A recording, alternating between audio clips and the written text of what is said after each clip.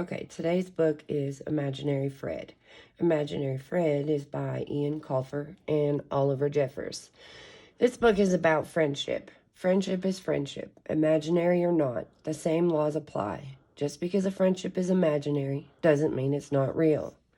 Your vocabulary words for this book are imaginary, loneliness, and invisible. Imaginary is something that is not real. Loneliness is feeling sad and unhappy about being alone. Invisible is something that is unable to be seen or not visible to the eye. Imaginary Fred. Did you know that if the conditions are just right, and if you add a little electricity or magic or luck, that an imaginary friend might appear just when you need one? An imaginary friend like Fred. Fred is the best imaginary friend you could ever hope for. But no matter how hard he tries, the same thing always happens. His friend finds a real friend in the real world, and Fred fades away, bit by bit, waiting to be wished for again. Then one day, a boy called Sam wishes for a friend, and Fred appears. For a while, everything is perfect. But what about the day when Sam finds a real friend? Could it be that this time something magical might happen? So we're going to read this book to find out if something magical can happen to Imaginary Fred. Imaginary Fred. Headaches are a pain. A bee sting hurts even more. But there is one thing that's worse than getting stung on the head by a bee on a rainy day, and that is loneliness. Being alone is no fun. The first 5 minutes are okay, but it's downhill from there. And if you're alone, you're alone. It's not as if you can wish a friend to life. Usually this is true. You can wish and wish until your hair stands on end, but no imaginary friend will appear. Unless the conditions are just right. And if you add a little electricity, or luck, or even magic, then an imaginary friend might appear just when you need one. An imaginary friend like Fred. Fred floated like a feather in the wind until a lonely little child wished for him. Fred was always happy to be summoned, and he tried really hard to be the best imaginary friend he could be. He dressed up. Die, evil witch. He dressed down. He played ball. He became a ball. And did whatever else his real friend wanted to do without once complaining. But no matter how hard Fred tried, the same thing happened every time. One day, his friend would find a real friend in the real world. A friend who did not have to be ignored when grown-ups were around. When this day came, as it always did, Fred would feel himself fade. Usually by lunchtime on the second day, Fred would be mostly invisible, and by bedtime on the fourth day, there would barely be a scrap of Fred left, just enough for the wind to catch and whisk him into the sky, where Fred would stay until someone new wished for him. Fred was glad that his friends found other real friends to play with, but sometimes he wished he had a friend who would need him forever. He dreamed of a friend who liked reading music and drama like he did. He imagined them sitting together, reading adventure stories and looking for shapes in the clouds. This was Fred's dream. And one day, a lonely boy called Sam wished hard for a friend. When the conditions were perfect, Fred appeared and soon realized that Sam was the friend he had been dreaming of. Fred never had so much fun. Sam loved to read, just like Fred, and most upset if he didn't get through at least one book per day. When they weren't reading, Sam and Fred would try to understand how the toilet worked. They'd listen to music on Sam's dad's sound system, which had 13 speakers. or they would write plays and act them out for Sam's parents.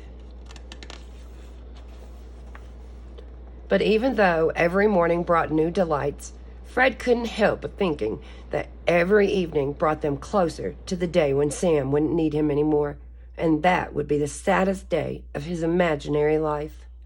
So Fred decided that he would enjoy every single minute with Sam until that time came. The two friends pretended to be French and studied mime. They made Japanese masks, practiced their classical instruments, and planned their own comic book. They called themselves the Dramatic Duo. But one day, Sam came home late from a party, and Fred felt a nervous flutter in his imaginary tummy. Was this the beginning of the end? Was he headed back into the sky? Fred checked his arm and thought that maybe he had faded a little already. When Sam came home, he had an excited look in his eyes, a look Fred had seen before. "I made a new friend," Sam told him.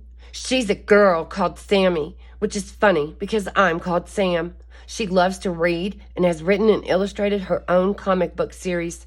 You're going to love her, Fred." Fred thought he probably would love Sammy if he were able to stay around long enough to meet her. "But don't worry," Sam said. "Just because I met Sammy doesn't mean I don't need you. You're still my main man." In Fred's experience, there was only room in the heart for one best friend. "I will always be your friend," Fred said. "Just promise that you won't forget me." "I promise," said Sam, and he meant it. The next morning, Sam was gone when Fred woke up, and there was a note on his pillow. "I am meeting Sammy to brainstorm our comic book. Back later, your pal, Sam." "Comic book?" thought Fred. "That was our idea. Me and Sam." Fred checked his arm again. Definite fading this time. When Sam came home several hours later, Fred called an emergency meeting of the Dramatic Duo. "Okay, Sam," he said, "I want to prepare you for what's coming. In a day or two, I will disappear. It's not your fault. It's just that now that you have a real friend, you don't need me anymore. The best thing that you can do is let me go without making a scene." Sam did make a scene. He swore he would never let Fred go. But the next day, Sam left the house early again to meet with Sammy, and Fred was left behind.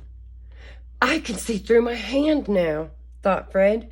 When Sam returned home later that day, he brought Sammy with him. Sammy wore round glasses that made her eyes seem huge. She pulled a cello case She pulled a cello case behind her on a cart and carried an art bag so she could work on her comic book whenever an idea struck. Sam introduced them. "Sammy, meet Fred. Fred, meet Sammy." "This is a waste of time," thought Fred. "Only people with an imaginary friend can see an imaginary friend." But Sammy stuck her hand out in exactly the right direction and said, "Pleased to meet you, Fred." Fred was surprised. He had never been visible to two people before. He shook Sammy's hand. "I know you're worried I don't need you anymore," said Sam, "but you're wrong. I need you more than ever." "Why?" asked Fred. "Why do you need me now? You've got Sammy." "Two reasons," said Sam. "First, I never want to let you go." Fred thought he would cry, and that was only reason number one. "And reason number two?" he asked. "Tell him," said Sammy, elbowing Sam the way friends do. "Okay," said Sam. "Reason number two is that we need you to be in our quartet." Fred was confused. "Quartet means four," he said. "There are only three of us." "Aha," said Sam like a great detective. "That's where you're wrong." "Yes," said Sammy, clapping her hands. "You're wrong because there are four of us." Sammy stepped to one side, and Fred saw a small girl with a violin case and a smile that made him want to smile too. "This is Frida," said Sammy. "Hi, Fred," said Frida, waving her hand. "Sam's told us all about you. I hope we can be friends." "Sammy has an imaginary friend?" Fred realized, and as he waved back, he noticed that his hand seemed absolutely solid, not see-through at all. Frida set her violin case on the floor and opened it. "We need to practice," she said, "or we'll never get to Carnegie Hall." Sammy rolled her eyes. "Frida is so strict," she said to Fred, "but you'll get used to it in a couple of years." Fred did get used to it. He quite enjoyed being told what to do by Frida with her dazzling smile. "You're flat." The four friends spent all of their spare time together, having violin battles, reading comic books, practicing plumbing, pretending to be French, and arguing over what they would call their quartet. Les petites lapines, le grand quart, les huit mains. Non, je n'aime pas, c'est no. They eventually settled on the quarreling quartet, which they all agreed was the perfect name. The quartet made their debut at the school Christmas concert, much to the confusion of the audience.